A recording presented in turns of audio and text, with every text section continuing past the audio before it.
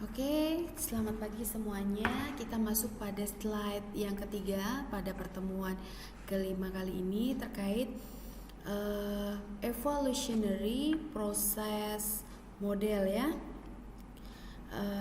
dan prototyping. Sebelum saya membahas lebih jauh ya, kita pahami, saya pernah punya pengalaman yang dimana karena karena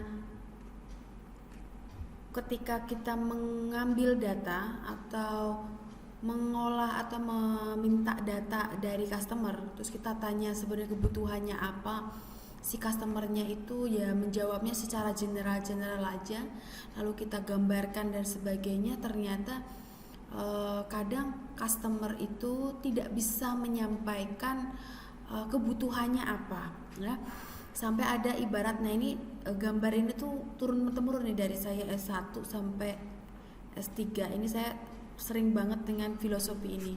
Nih lihat ya gambar ini, what the user wanted as project by the project sponsor. Lihat, dia pengennya ada ayunan dengan tempat duduknya 3, tapi dispesifikan oleh project request seperti ini. Oh, ini ada 1 dengan 3 tali ya, didesain oleh senior analisis kayak gini talinya. Nah, dibuat oleh programmer seperti ini, diinstal seperti ini, padahal yang dibutuhkan oleh user tuh hanya seperti ini, seperti itu. Jadi kadang kita itu mendesain sesuatu dari menspesifikkan sesuatu kebutuhan user itu terlalu wow, seperti ini kan, terlalu wow ya. Oh, tiga kursi tali apa ini, 3 tali gitu ya, kadang terlalu wow gitu. Padahal sebenarnya simple kebutuhan si user itu, maunya begini saja. Intinya saya bisa tahu piutang saya, itu aja, nggak perlu ini itu gitu. Jadi ini yang kadang membuat sebuah proyek itu gagal, proyek pengembangan perangkat lunak itu gagal, kadang dikarenakan si sistem analis itu tidak bisa mendefinisikan kebutuhan user dengan tepat, sehingga membuat jangka waktu testing lebih lama, kemudian berubah-ubah keinginan customernya seperti itu. Makanya perlu dipahami ketika kita melakukan analisis kebutuhan sistem itu harus benar-benar seperti itu. Nah, ada namanya iteratif ya, iteratif peningkatan bertingkat ya, iteratif enhancement yang tadi ini adalah evolutionary. Jadi iteratif itu berulang tapi meningkat. Jadi requirement are specified as objective in the beginning. Jadi ini adalah permintaan dispesifikasikan sebagai tujuan di awal. Beberapa kebutuhan dipilih dan direalisasikan dalam 3 tahap, yaitu desain, implementasi, dan analisis. Tujuan dari analisis phase adalah untuk mengevaluasi subsistem yang dibuat dan mungkin dimodifikasi desainnya. Tahapan berikutnya, sistem ini diperdalam dengan memilih dan merealisasikan beberapa kebutuhan. Nah, proses berakhir ketika semua kebutuhan selesai seperti itu. Nah, ini iteratif. Jadi iteratif itu dia iteratif enhance ya. Jadi dia beberapa kebutuhan atau permintaan dipilih, direalisasikan dalam desain ini. Lalu kemudian dievaluasi oleh customer. Oh, nambah ini, nambah itu. Ulang lagi ke desain, diimplementasikan, dianalisis lagi, seperti itu iteratif enhancement. Kemudian ada incremental development. Semua sistem ini dikembangkan sebagai sequence of increment ya. Customer diprioritaskan pada kebutuhan mereka terhadap sistem tersebut.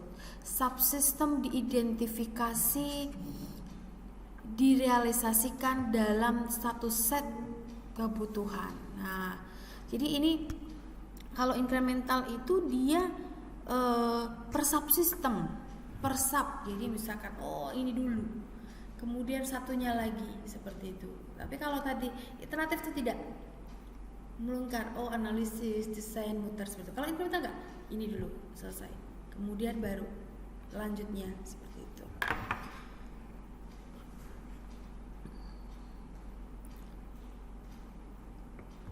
Kemudian ada versioning. Nah, versioning ini dia udah jadi dulu version A, udah ada tinggal version 1.1, kemudian lanjutnya lagi biasa ada perubahan, ada peningkatan terhadap version ini. Tapi udah jadi ya, jadi tidak, dia udah dalam bentuk development dan sudah jadi seperti itu.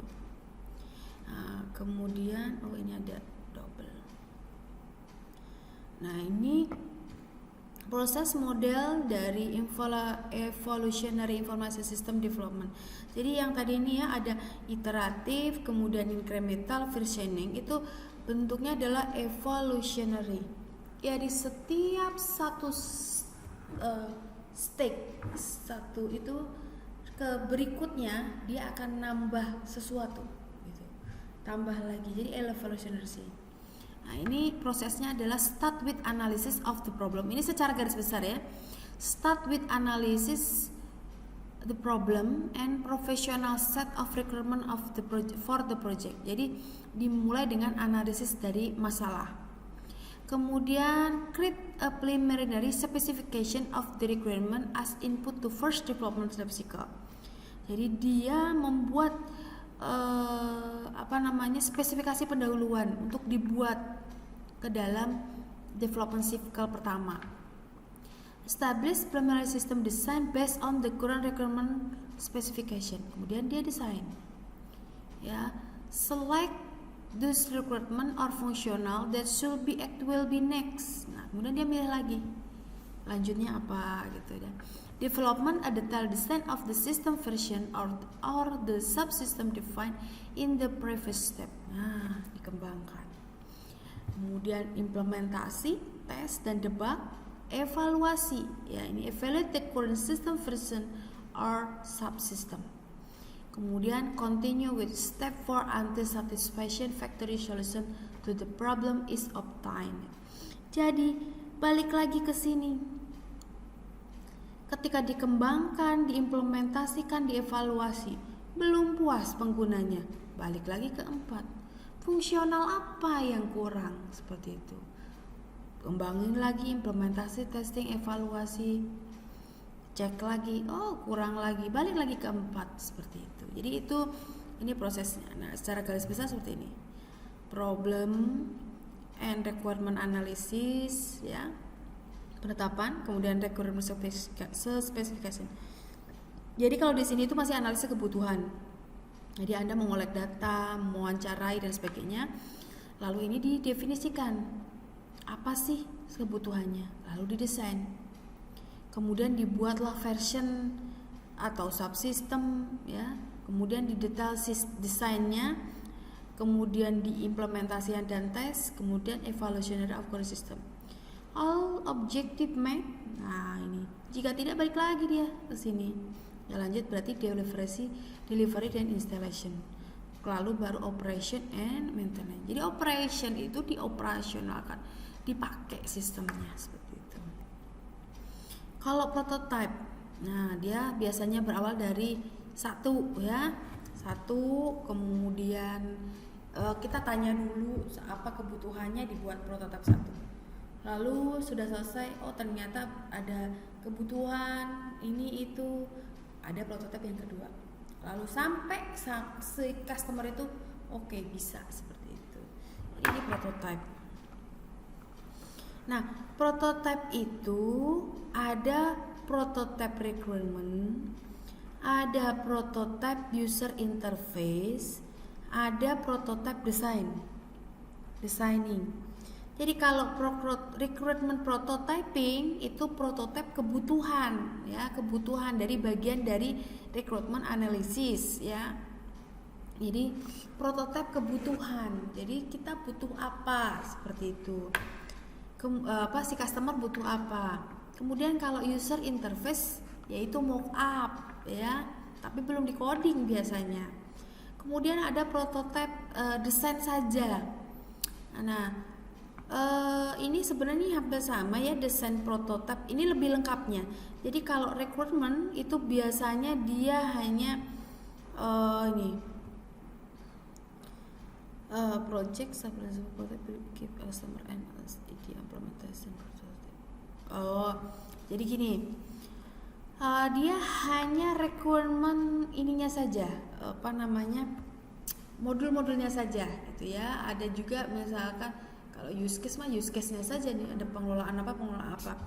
Tapi kalau yang user interface dia ada mockup-nya. Kalau yang ini lengkap seperti itu ya, sehingga dia bisa langsung melakukan decision making seperti itu. Jadi ada 3 varian dalam prototype itu, ada requirement prototyping, ada user interface prototyping, ada design prototyping seperti itu. Ini mungkin terkait evolutionary process model and prototyping ya. Nanti kalau ada pertanyaan silakan tanyakan di komen tersebut. Terima kasih.